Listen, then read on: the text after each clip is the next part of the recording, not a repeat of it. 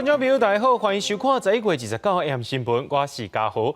今日发生什么大事代？头先就来报连载。专家会议建议，公民众就要注到第三档武汉肺炎疫苗，上紧明年1月开始。另外，变种病毒 Omicron 吞到全世界，后比日本等国家开始边境限制。华航又搁一名技术检着武汉肺炎，这个技术伫咧检疫期间，搁再派飞第二届，真正是境外感染的。总统蔡英文今日接见波罗的海三国的国会议员，不过最近中国扰乱台湾的行动无改变，最近搁出现加油机要来登记扰乱台湾。讲到武汉肺炎新型的变种病毒 Omicron 等咧全世界军家，指挥中心也公布新增加马拉维等4个国家列做是高风险国家。这14天内，捌去过一寡国家的旅客，只要入境了后，拢要去集中检疫所待14天。另外，专家会议也建议讲，这少年囡仔就要注到第2档的一个武汉肺炎疫苗。那讲到民众要注第3档的部分，会先针对到老大人高风险族群，上紧对明年1月开始做。新冠新型变种病毒 Omicron 来势正强，为提升社区群体免疫力，卫福部专家会议讨论后决定，12到17岁青少年已经注第1剂 BNT， 而且无不良反应，只要隔12礼拜以上就应注第2剂 BNT。暗过第2剂可发生心肌炎、心泡膜炎这副作用。少年男性发生比例比女性较悬。那做完疫苗28天内出现胸口痛、心脏皮肤彩、会喘，都要赶紧去看医生。在医院跟家长的同意书，这都是需要的。那因为昨天专家才刚刚做这样的决定，所以我们重新要来把相关的意愿书等等的重新做印制，那然后再发送，所以预期要来施打的时间应该是在12月中旬之后。另外，考虑疫苗保护力会慢慢下降，加上变种病毒依然有突发性感染发生，专家也建议已经完成注2剂疫苗的65岁以上老大人、长照机构居民、甲工作者、医护人员、防疫工作人员、第一线高风险人员、甲第9类疾病严重风险者，应该伫第2剂疫苗注6个月了后，追加注第3剂，上紧明年元旦了后开始。我想大概也要这过年了大概1月1号左右的时候。那我们现在还是要再来上，量是一定会够，量是一定够。那我们现在先想把第1剂跟第2剂，先把它打好，打满来。因为本土疫情转好，已经连续25天无本土个案，第16剂疫苗有效状况不如预期。但是中心用新加坡资料指出，80岁以上老大人无注疫苗致死率2成2，重症率4.6%。按过完整注疫苗老大人致死率降到2.5%，重症率也降到12%。显示完整注疫苗人重症甲死亡率拢会减少真侪，呼吁民众赶紧注疫苗。大家看到各个年龄层，它其实对我们这样的死亡的威胁是大幅的降低，尤其是完整接种之后。那至于重症率它也是一样。为防堵 Omicron 入境，指挥中心宣布，为12月初1 0点开始，增加马拉维、莫桑比克、埃及加奈及利亚等4个国家是重点高风险国家。到台进前14天内捌去过这国家，包含转机的人，拢爱公费在集中检疫所14天，配合专案采检措施。目前会做高风险国家总共有10个。记者综合报道。讲到武汉肺炎，到目前为止，又搁出现新型的变种病毒 Omicron。虽然讲到目前为止，这感染者的症状是无讲真严重，不过是真高危。致使着后比日本一寡国家拢开始提出旅游禁令，要严制管制民众入境。外国人の入国については、11月30日午前0時より全世界を対象に禁止をいたします。汉天文向第6个会议了后临时记者会指出，虽然各国专家要研究 Omicron 变种病毒的毒性和传染力，不过为防止伤害状况发生，日本政府决定在入境管理顶悬采取上严格策略。对日本人回国采取总量管制，若是为南非等9个国内14个传出 Omicron 病例国家回来日本，爱伫政府指定的所在接受隔离检疫。除了日本以外，也阁有美国、英国、以色列甲欧盟，也拢针对来自南非的入境人士采取管制措施。不止南非人袂当出国，阁有真侪要回国外国人被迫留伫南非的机场。南非政府表示相当的不满。We call upon these countries that have imposed travel bans on our country and our other Southern African sister countries to immediately and urgently reverse their decisions and lift the bans they have imposed before any further damage is done on our economies and to the livelihoods of our people. 另外，毋是后面会员真挖靠外国游客税收，进行对政府立法机关受疫情冲击民众实施公民投票时阵，有6成以上民众支持对南非实施入境管制，以免疫情伤害旅游产业。公视新闻徐家仁评译。疫情指挥中心表示，有一名华航机师染着武汉肺炎，伫咧发病进前200杯洛杉矶2届，等来到台湾隔离期间采检确诊，认定是经过感染的。医师工会表示，机组人员伫咧检疫期间也是会当背长途，安尼增加交叉感染风险，是可在呼吁讲，伫咧检疫期间，莫互机组人员出去。过来拜2到增加的境外移入个案中。16707例是华航本国籍医师，伊伫11月23结束飞美国的勤务，登到公司防疫旅馆进行检疫。这个期间出现脑后肠的症状，11月28采检，伫11月29确诊。指挥中心调查，这名技师做过2期 AZ 疫苗续期，突破性感染。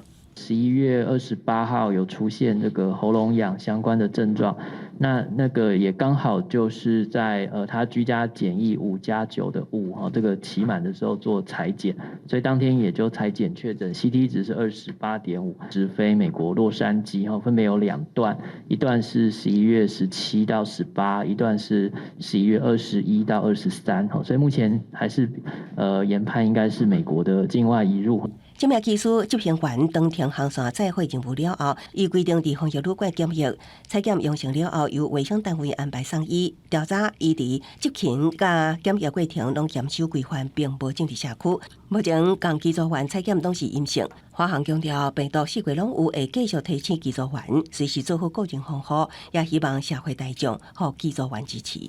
指挥中心统计，自9月以来，国际航空机师已经有6个人确诊，全部拢是做完2期疫苗的突破性感染，其中4个人做 AZ， 1个人做莫德纳，1个人 BNT。对此，技术工会再度呼吁，希望伫厝检疫期间无派飞，降低组员交叉感染的风险。因为居检在派飞，而导致我们现在要匡列的组员比之前如果居检不派飞的话来的更多了。匡列的组员万一确诊的话是2倍到3倍之多，一直在增加组员当中交叉感染的这样的一个风险。工会表示，多数机组员拢是遵守防疫规范，保证检疫措施也真严格，也毋过长班会当伫厝检疫期间派飞，除了增加着病风险，也会互机组员过劳。技术工会表示，10月，阁有1名国籍技师伫连续派飞了后，技术因为长期执勤，甲检疫循环过度疲劳，免疫力下降，互病毒感染，目前也咧大院。呼吁指挥中心爱重视机组员排班甲身心状况，确保会安。记者综合报道。虽然讲咱台湾国内疫情稳定，不过新型变种病毒 Omicron 今麦也出现了。指挥中心宣布讲，这国内自主警戒时间是延长到14月13。也讲到年尾的庆祝活动是甲旧年差不多，这未食的部分拢安排伫咧同一区，其他所在就袂当食物件，民众也拢爱挂嘴暗。国内疫情稳定，中央流行疫情指挥中心宣布，11月30至12月13，全台湾维持2级警戒，维持相关的防疫做法甲规定。圣诞跨年活动伫要到啊，民众关心的防疫注意事项也公布，除了主办单位爱提供消毒的用品，加消毒柜盖啊。除了指定范围区场内袂使卖饮食，室内活动无卖无座位的票。活动期间全程挂喙暗，除了补充水分以外，禁止食物件。各设饮食专区，袂使哪行哪食，也无开放试食。居家检疫、隔离、发烧、呼吸道症头，袂使参加活动。违反规定的会处罚。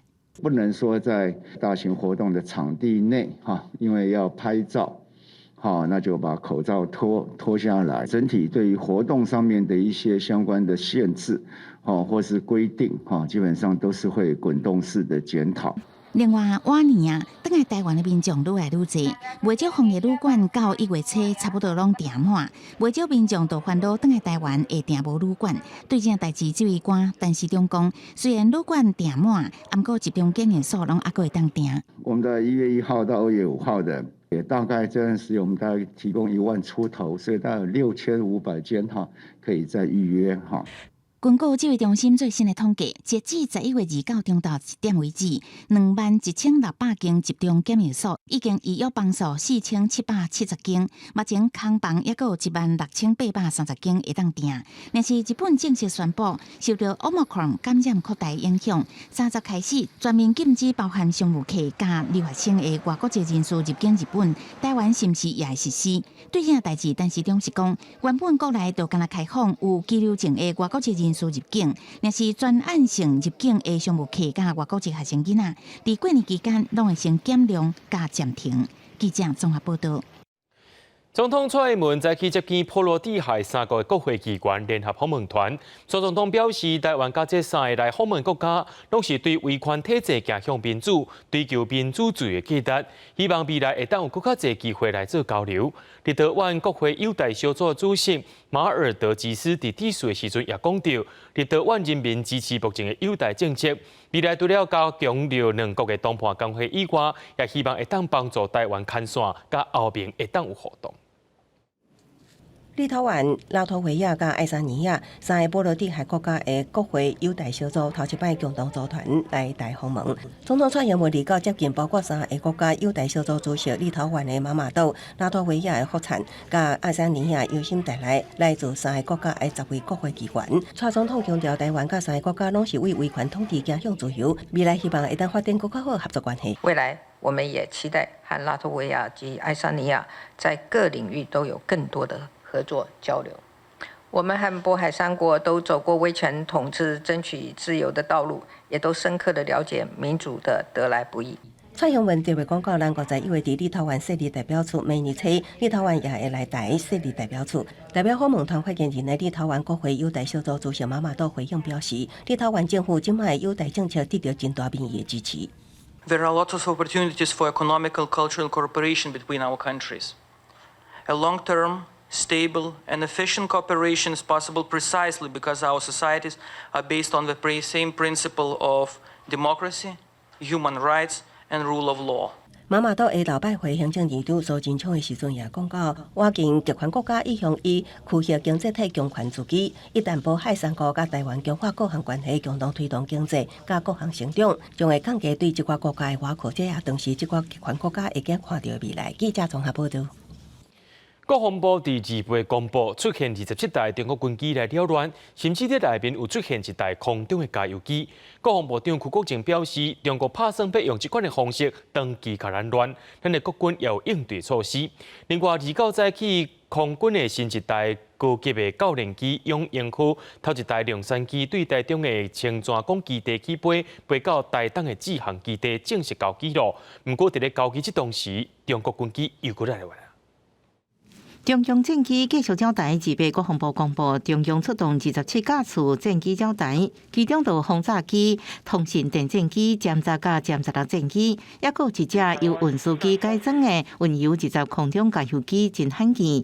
军事专家认为，这摆中共以真侪架次进一种做合机型的军机扰台行动，一方面是发出不满国际之间支持台湾的政治信息，一方面也展现有能力保卫台湾全岛的军力。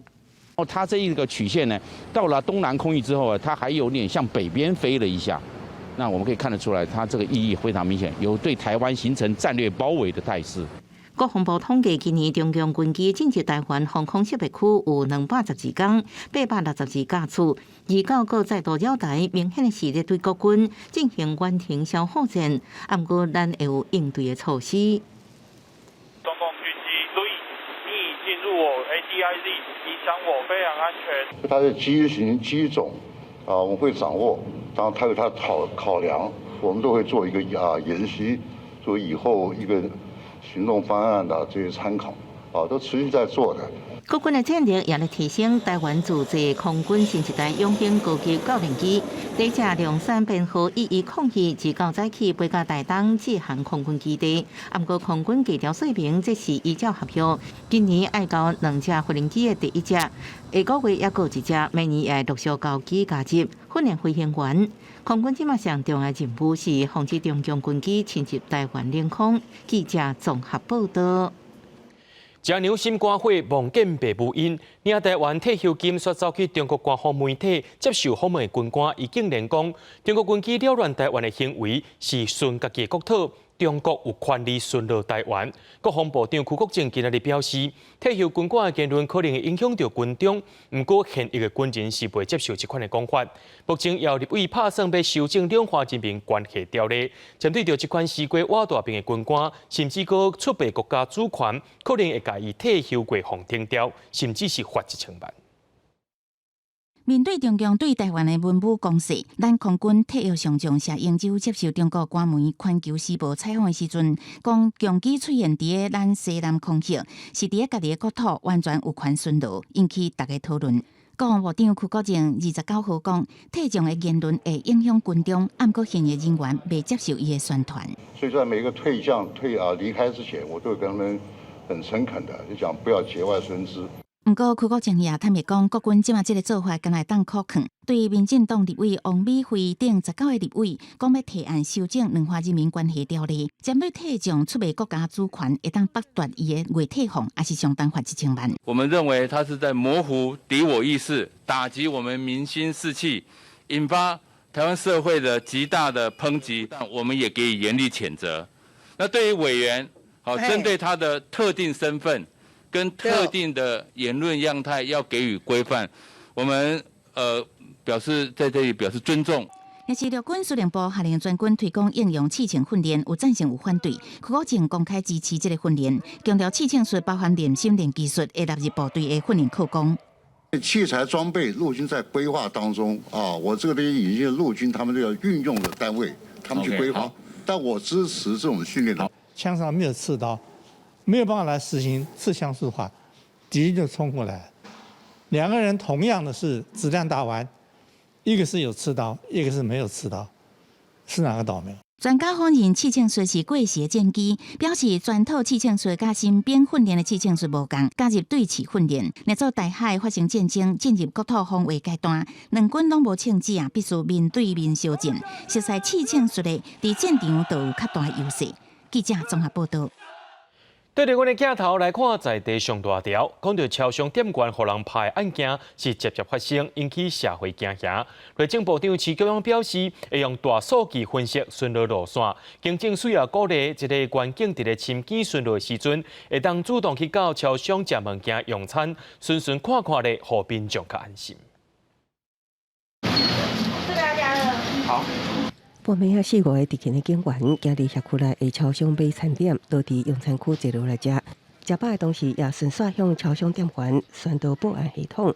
当这期的桃园市文中里消防上组队长陈武庆，佮提起辣椒水，指导超商店员使用方法。半暝啊时阵，超商变成警员的食堂，也互店员加一点安心。我是觉得说，至少可以有效率防止犯罪率跟客人在店内闹事。这有威吓的能力啦。对，有威吓的能力。通常大夜班的店员大部分是一个人驻守，那有警察跟巡守队短暂的停留，对他们的安全也是，就是说会觉得多少这有些保护。就因为最近常传出治安事件，连款都挂嘴暗，拢变成防攻击的对象。要安怎强化治安，避免危险代志搁发生，也是内政部最爱做的代志。警政署用心匹布来提升检警率。内政部长徐国勇搁较指出，将利用大数据调整巡逻路线，针对热点和安全网搁较密集。有一些县市都已经就巡逻各方面做出一些调整。那他们现在就是也有调整，有的员警他也会主动往超商，去那边吃个午餐、吃个晚餐或吃个宵夜等等。那这个我们都不禁止，这个也可以在很多的面向增加超商的见警率，那也增加超商的安全。徐国勇伫29内政委员会强化社会安全网专案报告中强调，要强化执法力量，除了严格执法，向顶面追查揭露暴力犯罪。警政署搁较要强化检警合作，加强超商巡守，搁建立警民一线保安机制。记者综合报道。真正有民众伫咧五羊高架顶头去互一台发财仔车故意逼车，时间差不多有3分钟遐尼久。警方表示，讲这台发财仔车已经违反着交通条例，上重会当罚到24000块，而且故意逼车的行为也牵涉到公共危险、加强制罪。针对着这款逼车的问题，交通部也是要修法咯，甲这罚金也佮罪行变更较重，上紧伫年底就会送到立法院审议。伫国道赛车向拿小小货车为外边切入，货车离上近驾驶赶紧换车道，毋过小货车也对咧换，一直挡伫头前3分钟之内来来回回超过10摆。该小货车已违反《道路交通管理处罚条例》第43条，可处新台币6000元以上24000元以下罚款，令该车涉及公共危险及强制罪嫌。恶意逼车发生伫国道1号五羊高架，26中昼12点外，警方不止开发，搁要以强制甲公共危险罪嫌将人送办。原警表示，向换车道顶保守党的方式逼车，甲伫个毋是突发状况、半路凊彩减速、大档暂停车道，拢会造成恶意逼车，甚至明显影响行车安全的时阵，可能搁犯法。进前就发生有驾驶半暝伫国道赛车，头前的车故意紧急打档为闪避反倒档失控弄到护栏了后，搁弹回车道，场面真危险。也搁有驾驶违规行伫路径超车，拄落交流道煞直接伫半路停车，甲对方理论。交通部也咧修法，针对这种的违规会提悬罚款，加重刑责。他说恶意逼车是以全民公体的一个行为啊，我们会朝提高它的罚款上限，由2万4提高到36000元。那我们会新增，他说依法如果有应负刑事责任的部分的话呢，它可以加重其刑到1/2的方向来做修法。交通部已经有个修法，要拼伫今年底、明年初送到立法院审议，要透过行政甲刑法，杜绝恶意逼车的行为搁发生。记者综合报道。接落来，带观众朋友来看国际新闻。讲到武汉肺炎一个新型变种病毒 Omicron 伫欧美国家传开啊，对南非飞去荷兰着2个航班，总共有61个人确诊，其中有13个人就是染着 Omicron。法国发现8个怀疑病例，加拿大也有2个确诊病例。不过南非的医生却认为讲，这感染者的症状真轻，唔免住院就会当好起来。新的变种病毒 Omicron 在欧洲、美洲陆续出现。上早发现这个病毒的医生是南非医学会主席科茨。第10月发现部分病人甲一般为着 Delta 的病人镜头无相共，佮发现感染的病人年岁真侪拢伫40岁以下。你健康的病人为着了后镜头真轻，会当家己康复，唔捌去住病院。The most predominant clinical complaint is severe fatigue for 1 or 2 days. With then the headache and the body aches and pain. Some of them will have what they call a scratchy throat, and some will have a cough, a dry cough, but it's not a constant cough. It comes and goes.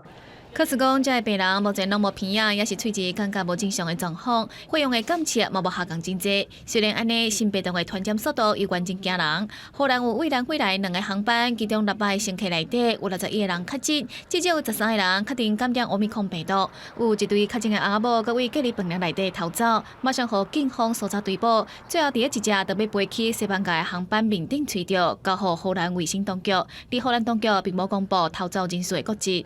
而荷兰政府伫发现第1个奥密克戎确诊病人之前，已经开始疫情反弹，所以嘛实施更较严格的封锁。所有的酒吧、餐厅、非必要性的商店，拢要为下晡5点开始关闭到透早5点。I think it's going to be happening all the time. It's going to mutate, and we have to be prepared for that.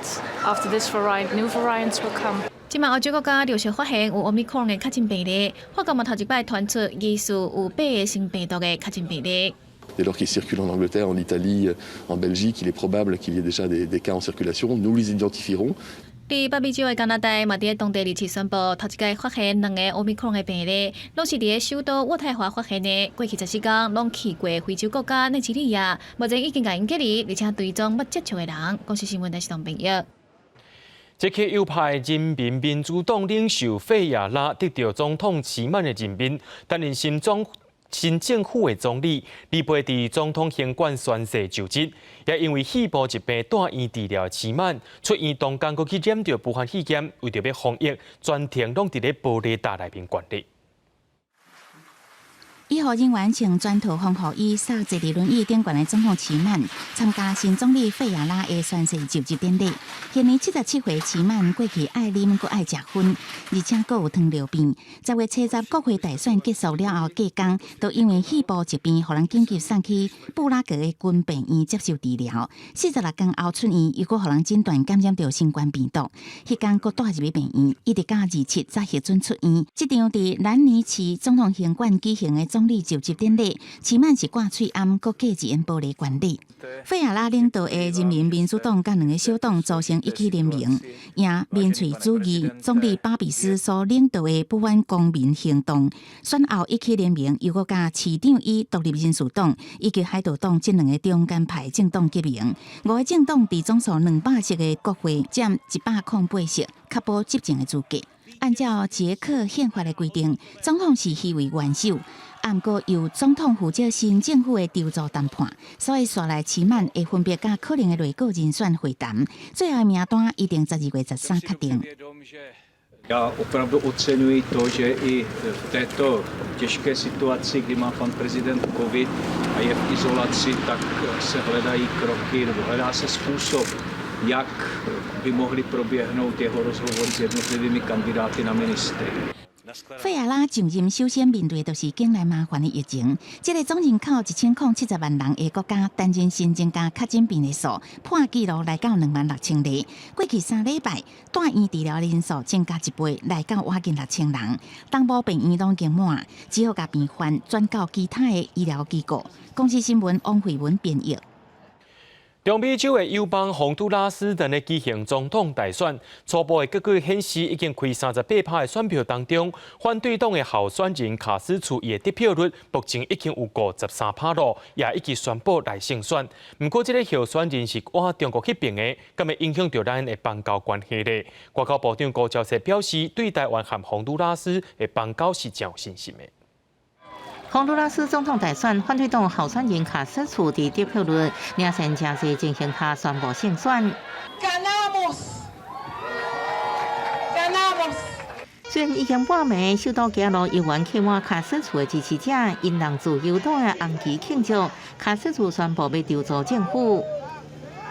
A formar un gobierno de reconciliación en nuestro país.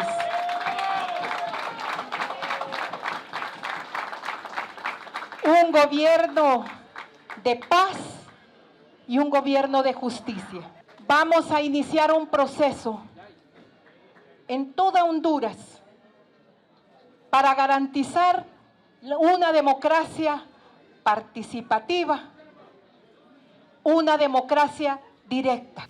根据外电报道，洪都拉斯选委会伫当地时间礼拜1暗时公布的初步结果显示，已经开出的38%选票当中，卡斯楚得到53%的选票，以上大的对手执政党总统候选人阿斯夫拉的得票率是34%。不过，执政党也表示，因的候选人阿夫斯拉得到胜利，因为部分开票所位置较远，可能需要几啊天才知影最后结果。这场总统大选竞争激烈，投票率已经超过4年进前的大选。卡斯楚若确定当选，国家党就结束12年的执政。这也是洪都拉斯第一位女总统。伊捌伫竞选期间表示，若胜选会甲中国建交，也好这场选举备受台美的关注。那到目前为止，我们所收集到的这个结果不论选举的结果怎样，我们应该都还好。我们的跟洪都拉斯的这个邦交应该不会有问题。那至于他们国内的这种比较微妙的这种变化，我们会持续的来观察。外交部长高桥石伫接受调查伫位质询时强调，台湾甲无共款阵营候选人甲核心幕僚，拢亲自要交往甲沟通，确保选后袂影响邦交。记者综合报道。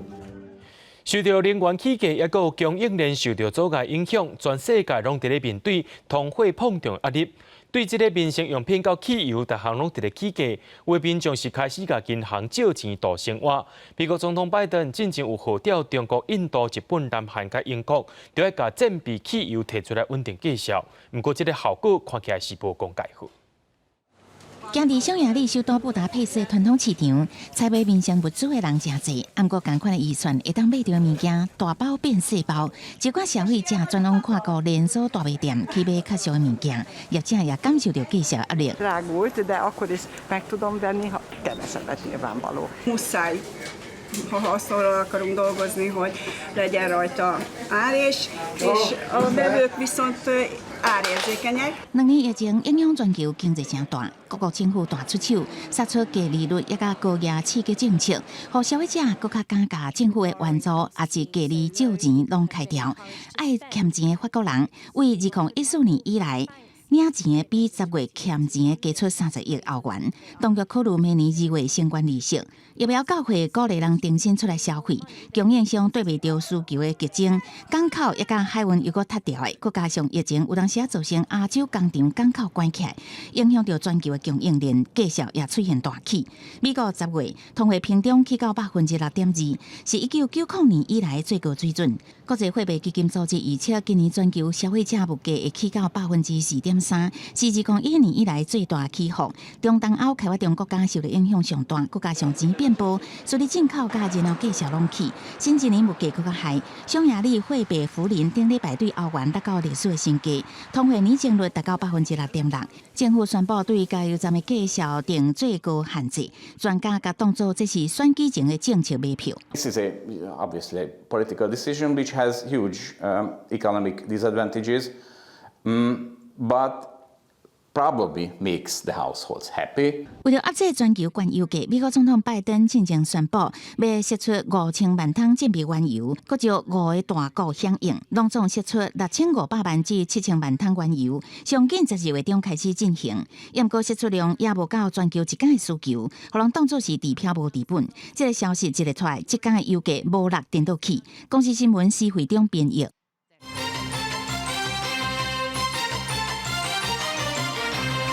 有立委指控中国国民党的立委洪明凯，抑搁伫咧7天自主健康管理期间，所走去立法院举行记者会，可能会造成防疫问题。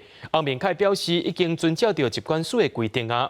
指挥官陈时中表示，立委伫自主健康管理期间，无建议参加立法院相关的会议，若准有必要，就要专程挂嘴安，保持社交距离。公投是人民的时间民意。国民党立委洪明凯29早起甲真侪位国民党立委共同举行记者会，不过民进党立委洪新汉表示，伊甲洪明凯进前拢去英国参加联合国的气候变化大会，11月12尾嘛回国，拄啊结束14天的集中检疫期，目前是7天的自主健康管理期。不过洪明凯等于立法院举行记者会，恐惊会变作防疫的老旁。指挥中心很明确的说，因为立法院的人很多，而且大家出出入入都是不特定的人，所以真的不宜在自主健康管理期间到立法院来开会，也包括参与记者会等等。那如果可以的话，真的希望是用视讯会议的方式。洪新汉替疾管署回答真侪位立委的公文内容质疑，自主健康管理期间应该避免出入无法度保持社交距离，也是较会亲近接触无特定人数的场所，禁止甲别人从事近距离也是规定的活动。因为立法院相关公务会议的人较侪，较无法度保持社交距离。自主健康管理期间建议无应该参加相关的会议。不过，互人指控的洪明凯也随后提出同一份公文的另外一段内容，你则必须出席重要的公务会议，爱遵守自主健康管理的事项，专程挂嘴安，甲别人保持社交距离。伊强调已经有依照疾管署的要求。立法院是立法委员上班的场所，出席会议天经地义。再者，立法院进出都有量体温、实名制，并且全程佩戴口罩，开记者会还有隔板相隔，完全是依照防疫指挥中心所做的自主管理规范。我们是建议不宜参加前述相关的会议。换句话说，在公务上有特别需要的时候，那基本上把口罩戴好，那能够就是维持社交距离。当然尽量没有必要的话，尽量避免。陈时中也是提出同一份内容回应，讲立委无应该参加相关会议，不过也表示，若做公务真正需要，安尼喙暗挂好，保持社交距离。记者综合报道。讲到风电开发案，正国逼出文化部文资局的专任委员肖明斌，甲厂商讨钱，这6年来是讨857万。彰化地检署最近侦查终结，依照着违反贪污治罪条例定罪，甲肖明斌等6个人提起公诉。除了第6地的文化资产，文化部最近也注意水下文资开挖甲保存。政府推动的离岸风电工程，也可能破坏水下文化资产，所以开发前拢必须进行水下文资调查。不过，文化部文资局一个专委肖明斌，互检方查出涉嫌向水下探测承包商偷红包。彰化地检署最近侦结，将肖明斌甲厂商等人起诉。本案经检察官侦查终结，认被告公务员肖某涉犯贪污治罪条例之违背职务及不违背职务之收受贿赂罪，以及刑法的泄密等罪嫌。其余厂商则分别涉犯贪污治罪条例的交付贿赂罪，以及违反政府采购法等罪嫌。文化部指出，2017年10月接到检举，肖明斌收红包的代志，马上由政风处介入了解，移送法务部廉政署调查。今年3月，彰化地检署接到检举。彰化莲花风电工程有人偷红包，迄个时阵担任文资局水下文化资产科长肖明斌，要求厂商接洽指定的业者办理水下探测评估。对早阁发现承办水下文化资产调查仪器设备、分段火灾预警系统规划建制，采购的时阵也向包商偷红包，3件案件拢总857万。我们先前有聘雇他们去做这个水下文资的相关的一些审查，这样没有什么回应，也希望就是执法可以伸张正义吧。文化资产的主管人员，然后对于相关的业务，没有公正的立场，甚至于图利厂商，或者是图利自己，都是不应该的。列组证人的风电业者是讲，毋望司法会当早一日主持公道。文书工作者认为，文化资产的主管机关收红包影响调查的公信力，互人无法度接受。文化部是讲，目前肖明斌已经调离现职，会全力配合司法调查。伊所收的857万，其中222万已经缴回，其他犯罪所得635万。彰化地检署已经建请法院，应该没收还是对查定收。记者综合报道。经过20年，台湾灯会搁再登到高雄啊！这回主场之一的爱河博智展区，目前已经有2件作品到位，一个是英国甲德国的设计师的作品合作处，另外一件是用规清张博爱地的学校椅仔做的椅仔角谱。这2件作品伫灯会结束了后，会继续放伫个博智特区来展览。灯会为半球体内部往外口拍出去。该线照明了后，椅仔角谱就算暗时会当清楚展现椅仔的插头纹路。椅仔角谱是艺术家颜明宏2016年以国际学校就参加无碍椅仔刀仔制作而成，应用2022年台湾灯会对照明进行改造，加做灯会点评级。过去在打灯的时候打灯，没有办法让人在夜间的时候看到那个椅子的轮廓的那个美学，所以这次打灯从里面打出来的时候，把它透出来，每一个椅子的轮廓。还有它投射在外面的时候，那个一条一条的光柱显得更清晰。囡仔欢喜伫内部软来软去，原本伫时啊，就定有家长带囡仔来耍的椅仔角谱，改造灯会了后，互民众更加爱来。很适合全家大小过来，就是游玩观赏的地方啊。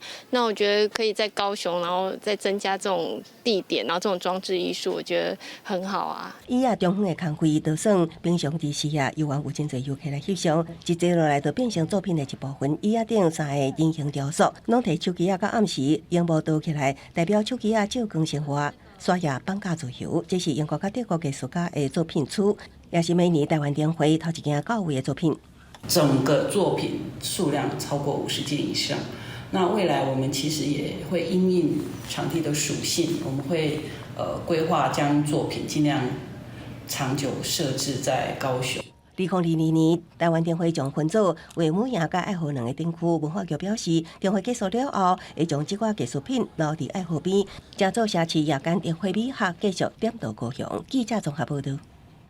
屏东雾台乡的下游溪吸引真侪游客去行打，不过今年3月却直接听到人伤过侪，并且意外。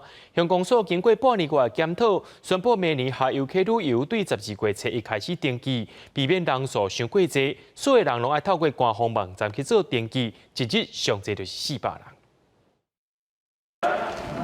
然后按一下喇叭。每一台转接车除了编码，也搭公所认证的大纸。屏东雾台乡公所应用明年1到4月底将再次开放的下游溪旅游做事先演练。大武部落已经准备好，哈游溪的流程即将开始，一定是高品质、高安全。转接车演练，唔但确定车身结构安全，也爱检视医药箱安全无顶配备。因为今年度的下游溪旅游真侪乱象，4月有转接车并车6个人轻伤，3月初也有超收游客转接车未付载运的状况。后一季的旅游预计12月初一报名，公所也调整新方式，只接受线顶报名，每工限400人。接驳、导览以及紧急处置计划合格的车辆等等，这些都将做好了相关的一个辅导。官府表示，半年外来，甲公所未一开会，发现顶一季乱象的症结点是伫人数控管。经过查算了后，规划一天60台转接车轮替载运，以一台车载7名游客，大约57台次，就会当负担规工的游客。也有时间予司机轮替休困，有信心袂予乱象搁发生。记者综合报道。咱台湾的国宝鱼河台长期护育，去年已经有12000多尾咯，创下新高。调查发现讲，大甲溪这个水头正适合河台生存，所以雪霸国家公园管理处暂搁再放300尾。学者表示讲，希望增加河台基因的多样性，让河台会当适应无同款的环境。工作人员小心细致把河台扛落来，经过盘山过岭来到放流点，随后河台入到溪底。你开条可以绕进来，他跑出去了，跑就跑，这届放流的水域是大甲溪水头分类碧绿溪，水温平均温度是10度到13度，食物丰富，栖地多样性好。雪管处评估环境适合河台生存，离背头界放流300尾一会河台，希望会当互族群愈来愈大。从这个点往上游也有6公里的一个环境，可以让这些樱花钩母龟在这边繁衍。当然，它往下游侧往梨山方向。到时候也会跟合欢溪汇流。水管处表示，在长期放流护育之下，去年族群来到12000多尾，是有史以来上济。其中7家湾溪已经达到5000多尾，合欢溪还佫落落叶尾溪的族群也渐渐增加，成效是真好。不过学者认为讲，虽然各流域的族群渐渐增加，不过也是要建立第2代、第3代亚族群来增加基因的多样性。不同的这些流域之间溪流如何能够让它们能够串联在一起那可能比如说包括用拆坝的方式啦，或者是用人为的方式然后来促进它们的交换。我觉得这是下一个阶段我们应该做的。林庆佐表示，目前族群数量也无够济，除了要继续放流保育以外，各流域的亚族群生团了后，也会透过生态走廊串联水域，达到互相交流，打破基因限制，增加多样性了后，规个族群才会当愈来愈济，而且会当增加环境的适应力。记者综合报道。台中市环保局全国走大省第5座渔港的游艇码头设2座海洋粪扫桶，这个设备会当把海洋废弃物吸入来，一个月通好清80公斤的粪扫。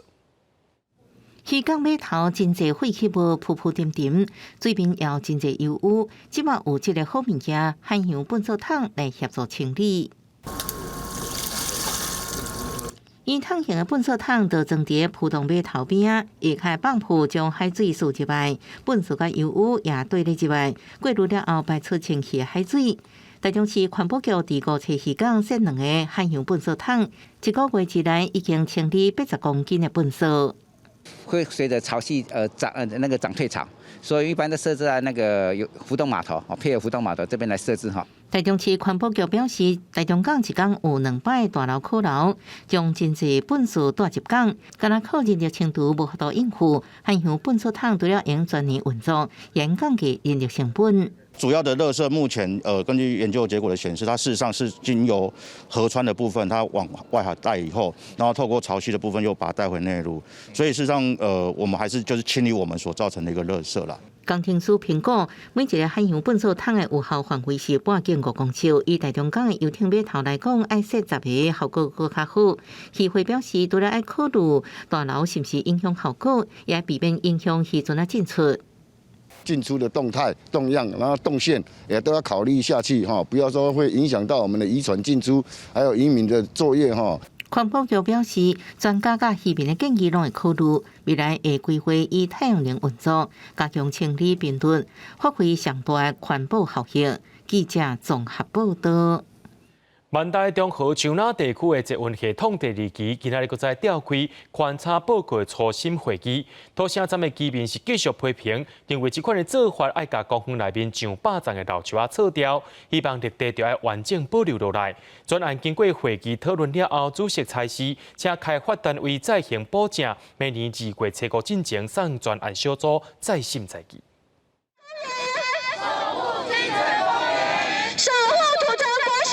大声喊口号，土城金城公园附近居民伫环保人士陪同下，再一次来到环保署外抗议，因为万代中和树林地区的捷运系统第2期，因为变更必须进行环境差异分析。会议前，居民是批评开发的捷运工程局坚持暂停位置，要完入的公园，就必须撤掉上百丛老树，表达希望保留完整绿地意愿。他把车站的站体弯进来，你看弯进来以后，我们这边还有机关停酒，还有商业区，你看这一块还像公园吗？我们会诉求绿地的零损失是幸福的，住家附近就有安全的土城公园，零噪音，这个是幸福的。万代中和树林地区的捷运系统经过万甲、中永和、土城、树林新庄沿线规划22座车站，也过第11站土城站争论不断。居民除了希望保留绿地，也认为捷运噪音会影响到土城国小的上课品质。回到第3类更宽松的标准，那这样的情况呢？我们以后图小师生就势必要忍受很高噪音或震动的影响。那因为标准比较宽松，我们求助无门。因为环保署的会议直播系统有状况，引起居民不满。会议因后1点外钟才进行。对于居民不满，捷运工程局是讲会增加轨道甲国小的距离，强化减少噪音，也强调站体的规划甲公园结合，敢使用部分公园范围。树仔移除也会以加倍数目重新正倒转来。记者综合报道。台湾宗教艺术的风格真多元，带观众朋友来到鹿港看泉州派的装笔。林港国宝施指挥老师装笔的功夫，本地只传厝内面的囝儿细细领领。不过认真的陈宗伟受到老师的肯定，收起来做外省地主。陈宗伟也讲要把老师的精神传承落来。新春的金身要经过检查、粗批、大批、开面、收光、抹粗纸。白身过纸拍土底，牵切线按金化石栽树，每一个工法拢爱经过师傅斟酌甲处理，才会完成一尊咱伫咧奉晒神明。金身伊的比例寸步，还是伊的形态，就是拢伫粗批的时阵就决定好啊。所以人讲拍粗批是头手，因为这是关键伫规个作品的伊的成型。陈宗伟本地伫庙口大汉，对新春工艺真有兴趣。靠家己坚持，互文化部认定做，人工国宝施指挥老师收起来做外省地主，传承泉州派装笔。伫较早无新名衫抹伫外口的时阵，泉州派工艺风格就变甲真重要。伊的皮体扭裂、皮面切线幼弱个精彩，背出是绣线同款。加上先民东海来台金身的寸笑龙字卡卡，伫有限的面积顶头被顶起一寡功夫，有影是真无简单。泉州派伊已经是100年的系统啊，因为宗教自由关系甲多元伊的派别已经有足侪种的，足侪种了后，伊嘛有无共款的工艺，佮现代台湾衍生出来新的装笔的风格，中间是无法度去比较的，伊就是无共款的水。伫即个时代一直咧演变，逐项代志拢足紧的，嘛足速成的，毋过真个上困难就是保存甲保留。人讲台顶3分钟，大卡贵厝经。虽然有人间国宝甲文化部的认证，不过传承工艺生命是需要装笔仔师伫每一项作品顶头用心去呈现甲表达。透过每一项作品，甲泉州派起味的工艺，对着信度雕摆，流传予万年久远。记者陈家豪综合报道。嘉义公园内面有一块乾隆皇帝亲手写的石碑，顶头记录着林爽文事件，嘉义民众守城有功。市政府即马邀请到分科大的文资保存团队，利用科技监测来保存这项重要的历史文物。云林科技大学教授甲家己市政府建设处人员，徛伫即地福康安顶工程新厝石碑头前，讨论设伫顶面的科技设备会当安怎保护这项重要文物。这套监控系统，它其实整合了20几种的一个感测器，那所以它也是第一套用在室外的一个监测系统。伫家己公园内底，除了清朝福康安的石碑，阁有其他的文物，但是因为拢囥伫室外，受天气环境影响，可能会造成损害。研究团队表示，除了监测环境，嘛要思考透过一寡事实来保护文物。包括我们有丙午赈灾济公碑，还有我们的一江山等等这些我想我们会陆续会来做一个规划那当然有必要的时候我们会再请这些专家学者来协助我们看怎么做后续的一个处理跟一个维护，类似一个碑亭的一个概念然后把这个包括我刚刚讲的太阳光啦、雨啦、风啦，尽量把它减低让它的环境尽量保持恒定。云林科技大学团队表示，这套设备的技术结合文字修复甲电子资讯工程等等4个科系资源来完成，希望透过 AI 技术监测文物，降低文物受到损害的程度。记者林慧婷家己报道。国家图书馆逐年12月拢会举办台湾阅读节。今年12月开始，伫台湾各地头的公共图书馆、学校等等，嘛举办讲座、册展甲表演。国小学生伫台顶热情跳舞，为今年台湾阅读节开幕。台湾阅读节伫每年12月举办，透过各种活动来推动阅读。亲像去年有透过表演、讲故事、大耍等等活动，结合课讲鼓励囡仔加看册。今年阁有刷定订文，邀请民众以厝内料理出发，写出对家庭的记忆。透过这种方式，互文学会使结合生活经验。所以我们来看看作家笔下的饮食美学。我们也希望透过文字来勾动我们的味蕾。我们也搭配这几年来课纲里面在推的STEAM。过去我们谈阅读的时候呢，比较着重在文学的部分。我们希望把科学的东西，把数学的东西，把艺术的东西呢，能够融入到阅读里头来。希望他们透过阅读可以增加这一方面的知识。教育部表示，这几年虽然实体册有卖较少的情形，但是相对有观察到民众看册的习惯渐渐转到电子册，嘛有发现疫情之下，民众对看册也是真重视。今年的5月虽然疫情升级那但是电子书的借阅还有就是透过我们有超商的这个借书的通路其实那个借阅量都是有增加的，大家反而是会更需要做这个阅读，然后也是我们精神的一个12月册是台湾阅读节特别起鼓，教育部表示，看册是真好的终身学习活动，辛苦讲强调自主学习的能力，看册就真做真重要的部分，鼓励大人囡仔拢来培养看册的兴趣。记者郭永水台北报道。12月7日是国际人权日，成立一党外的国家人权委员会，伫今仔日宣布要举办1个月台湾人权 Plus 的纪念活动。除了要看2021国内重大人权案件以外，也发表一出由真济学校指挥创作的电影《予阿嬷的批》，是在讲228受难者家庭故事。伫写暴龙族大人王公路陈文成纪念广场启用，所谓身份因素记录等等。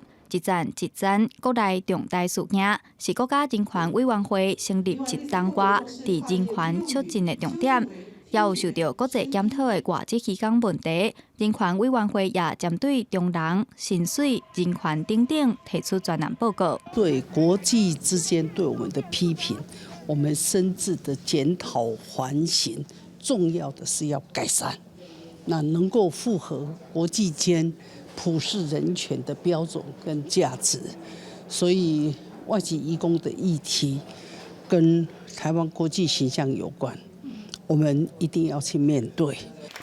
12月7日是国际人权日，国家人权委员会举办1个月台湾人权 Plus 活动，包括所谓因素、教科书转型、人权企业论坛以及海报、影展等等内容。其中电影《予阿嬷的一张批》用集体创作的计划，记录济228受难者的家庭故事。这部片子是拍了10年，而且是600-700个学校一起合作。整个故事呢，它最主要是要叙述说，我们以前受难的这些人权，我们如何去要维护他们的人权保障的问题，所以也是唤起下一代要建立下一代的一个人权意识。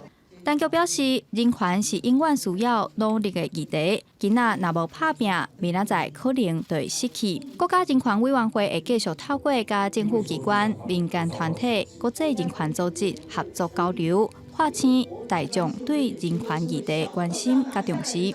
记者杨淑晴、谢桂林台北报道。明仔载天气是好也是歹，做伙来看预报您就知。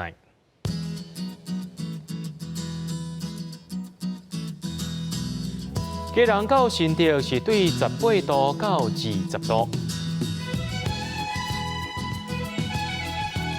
苗栗到云林是对18度到24度，嘉义到屏东对20度到28度，宜兰花莲台东对18度到26度。平湖、金门、马祖对17度到24度。新闻最后感谢各位观众朋友收看今日暗新闻，我是嘉豪，咱明仔载暗时7点同款时间再相会。